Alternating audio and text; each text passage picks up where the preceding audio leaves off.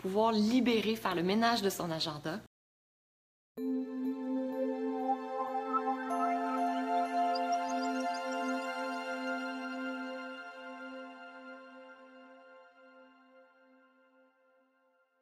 Le singe, ce que c'est un principe de gestion d'entreprise, mais également qui s'applique tellement bien à l'intérieur de la famille. Le principe, c'est que souvent, comme patron, on va déléguer quelque chose à quelqu'un. On va lui dire, voici, tu dois faire ceci ou cela. Donc, comme mère de famille, on va déléguer quelque chose aux enfants. Voici, maintenant, tu es responsable de cette chose. Cette chose, cette tâche, on l'appelle le singe. C'est comme si on disait à notre enfant ou encore à notre collègue, maintenant, c'est toi qui t'occupes de ce singe, c'est toi qui t'occupes de le nourrir, de répondre à ses besoins. Donc, ça peut être tout simple comme de déléguer à ses enfants la tâche de faire leur lit, de vider le lave-vaisselle, de ramasser ses vêtements dans sa chambre. Vous voyez, ce genre de choses-là, très, très simple. Donc, on a ces petits singes qu'on délègue, puis on dit, ben ça, maintenant, c'est à lui à s'occuper de son singe. Et parfois, cette personne ne s'occupe pas de son singe, puis on se dit, ah, mais le singe va mourir! Donc, pour éviter que le petit singe ne meure, ce qu'on a tendance à faire, c'est de reprendre le singe et de s'occuper du singe. Donc, tous les singes qu'on délègue comme ça, ils nous reviennent. Par exemple, on délègue une tâche à faire à un employé, il a de la difficulté à la faire, puis là, on dit, OK, laisse faire, je vais le faire. Au lieu de lui dire, ben voici comment tu t'occupes de ton singe, voici quoi faire, qu'est-ce que tu peux faire et tout. En fait, des fois, ça va plus vite de faire soi-même.